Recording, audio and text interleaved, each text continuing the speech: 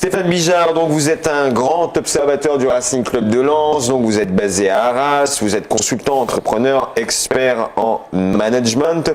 Très clairement, pourquoi avoir écrit ce livre maintenant sur votre parcours et votre passé au sein du RC Lens? Très belle question. C'est vrai que j'ai attendu 20 ans pour le faire. Première chose parce qu'à l'époque, personne ne savait, et ça n'avait aucun intérêt de savoir que des personnes pouvaient intervenir dans l'ombre justement dans un club de foot sur l'aspect communication management et puis je pense pas que ça aurait été peu importe, et puis ça a fini par se savoir grâce à Daniel lui-même qui au fur et à mesure des années commençait à dire, etc. Dans son livre, il a commencé à en parler, il a l'écrit, et surtout les derniers reportages qu'il a pu faire, à chaque fois, il avait envie de partager ce moment que nous vivions ensemble, quoi. D'ailleurs, comment vous l'avez rencontré, Daniel Leclerc, et aussi Gervais Martel? Ah bah là, c'est les premiers chapitres du livre. Oui. Hein, c'est le fruit du hasard des rencontres. Vous verrez, mais c'est une rencontre incroyable. L'une et l'autre devaient durer très peu de temps, notamment celle de Daniel. Ça, c'est un moment marquant. Gervais l'appelle, il arrive, il me dit est-ce qu'on peut le recevoir? Je fais comme ça. J'ai une demi-heure demain après l'entraînement. Et ça a duré combien de temps au final? Il est reparti, pas dit bonjour, au revoir, merci. Et ça a duré 6 heures. Wow. Mais ça a été une rencontre, voilà, ça aurait pu ne pas se passer. Les aimants se sont créés à ce moment-là et on s'est pas quitté pendant des semaines et des mois. Et donc voilà. Et en fait, ce qui a été un moment déclencheur, c'est le décès de Daniel, parce que je l'ai vu, on a déjeuné ensemble 6 mois avant. Ben voilà, c'est cette rencontre. Merci. On était ensemble chez lui et je lui ai parlé de l'histoire du livre. Il m'a dit bah vas-y, fais-le. Waouh. Et qu'est-ce que vous avez apporté au club avec Daniel?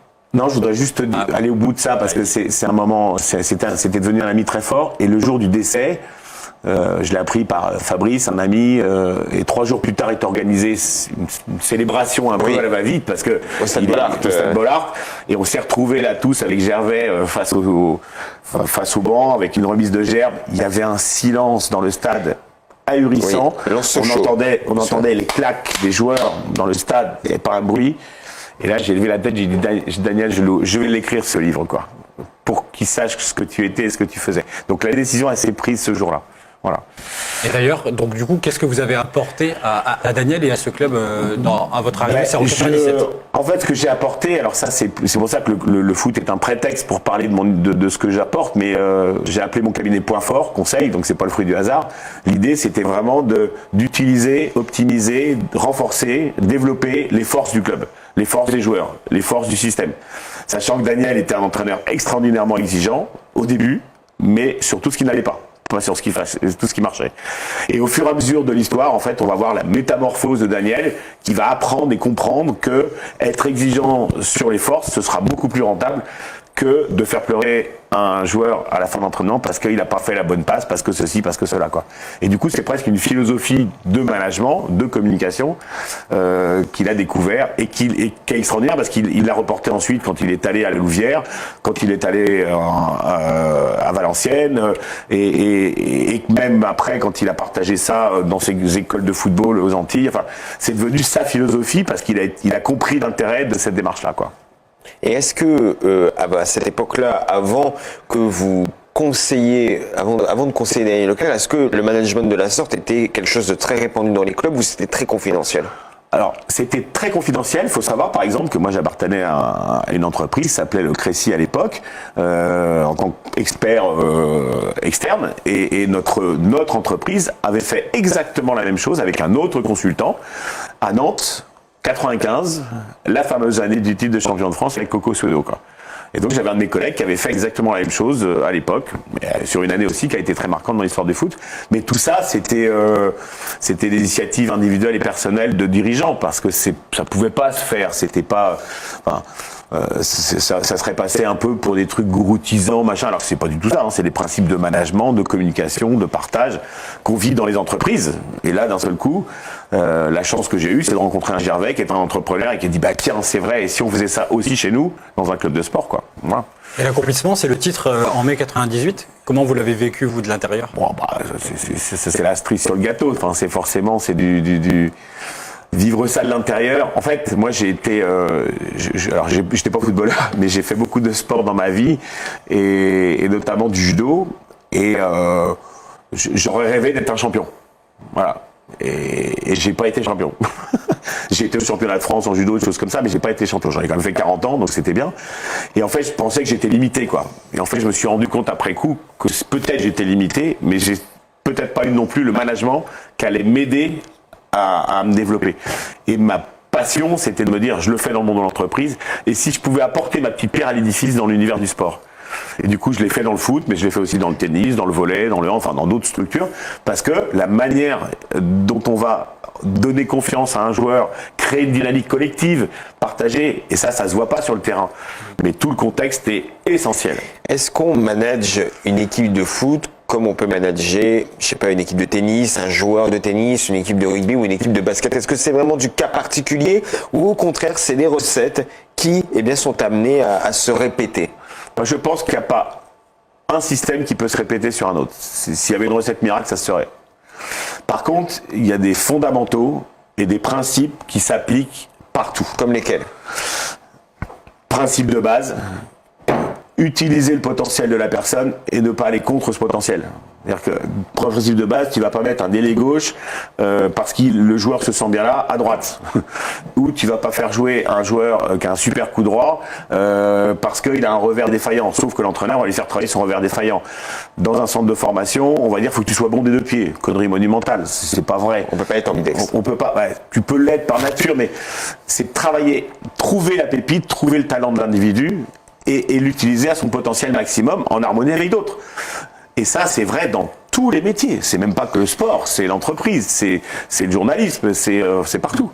Il y a aussi le travail sur les points positifs. Chez le joueur, on a un exemple avec un gardien dans exactement. Les relances à la main. L'exemple de l'époque, et c'est l'entraîneur qui comprend ça dans sa réflexion, entre autres Guillaume Varbus, super gardien, qui était infranchissable sur sa ligne. Il avait une capacité à, c'était tout arrêter, de machin. Par contre, il n'avait pas un jeu au pied extrêmement brillant, quoi. Il relançait, etc. Enfin bon, mais c'est pas sa qualité première en l'occurrence. Et notamment, que fait l'entraîneur au début? Il va commencer à lui faire des séances de relance au pied, de relance au pied, de relance au pied. Et en fait, je leur dis, à quoi ça sert? Travaille encore plus sa capacité de réaction sur le terrain, mais et relancer à la main. D'ailleurs, ce qui pouvait nous permettre en plus de travailler sur. Alors c'est pas moi qui décide ça, mais parce que c'est en discutant avec l'entraîneur. Je dis, mais c'est quoi la qualité de ce joueur? Pourquoi tu travailles pas là-dessus? Et quand vous regardez le Racing Club de Lens d'aujourd'hui, on voit qu'il y a une très belle cohésion d'équipe. On va voir là dans un instant les images des joueurs qui vivent très bien. Est-ce que c'est un fruit récolté du management positif ou c'est vraiment autre chose?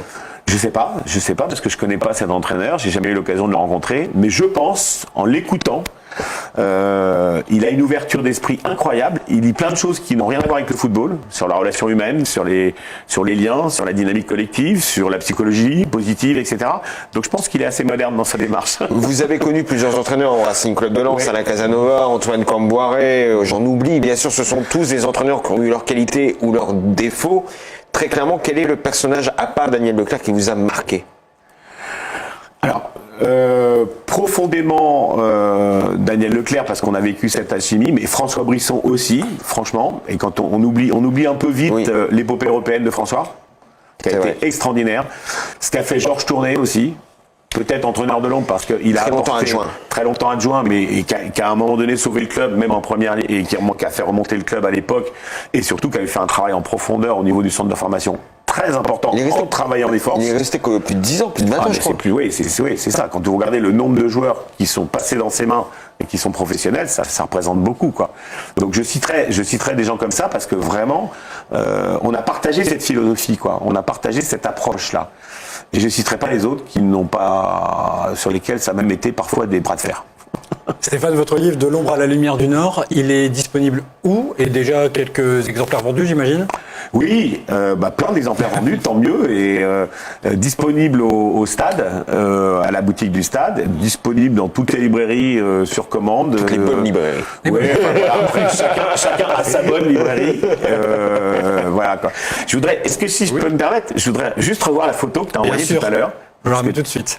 Parce que on voit Daniel à gauche et on voit surtout aussi un autre personnage à droite. Bon, on a changé, hein, ça c'est très récent, ça c'était à l'époque. J'avais une Parker RCL et à sa droite, je sais pas si vous connaissez ce personnage, les plus anciens, mais peut-être pas de l'époque. Non. Ça me dit quelque chose. Ça me dit quelque chose. Ça vous dit quelque chose? Bah oui, forcément. Ce monsieur s'appelle Guy Le Riche. Et Guy Le Riche, c'est le nom du stade. Le nom du stade que vous donnez. Parce que j'ai changé tout le nom des personnages. Oui, c'est un peu le roman autobiographique. Voilà, c'est un roman, mais on change les personnages pour être beaucoup plus libre. Denis Linec, c'est Daniel Leclerc. Voilà, Denis Linec, Daniel Leclerc, etc. C'est un peu comme Céline Dion, Aline, Céline, parce que ça lui permettait d'être plus libre dans les propos. Bah, moi aussi, j'ai fait pareil, quoi. Et en fait, ce personnage, c'est Guy Le Riche, qui faisait partie de l'équipe commerciale de Lens, qui était passionné, qui était entraîneur de foot à Saint-Laurent à l'époque aussi, et qui est décédé d'un infarctus à Lens dans les années 2000. Et donc j'ai voulu lui rendre hommage à lui en appelant le stade Guy Le Riche dans l'histoire du livre. Donc un petit clin d'œil à Guy. Et donc j'ai dédicacé le livre au départ à Daniel et à Guy pour leur rendre hommage. Et préfacé par Gervais Martel. Et préfacé par mon ami Gervais Martel, bien évidemment. La Madeleine de Proust de Stéphane Bijard s'appelle De l'ombre à la lumière du Nord. C'est aux éditions Jet d'encre. Ça a été publié en septembre 2021, mais c'est encore trouvable dans la boutique Émotion Foot, mais également dans toutes les bonnes librairies. Ou même, vous pouvez vous rapprocher directement de l'édition Jet d'encre pour, commander votre ouvrage. Stéphane Bijard, merci beaucoup. Merci à vous. Merci de m'avoir fait participer à l'aventure locale du football et pas que. Restez avec nous quand même, parce qu'on va rester sur le Racing Club de Lens avec le point RCL. La gloire du Racing Club de Lens en 98 peut-elle être au même niveau que la gloire de le Racing Club de Lens 2021-2022? En tout cas, on en parle dans notre point RCL avec Antoine Dezin.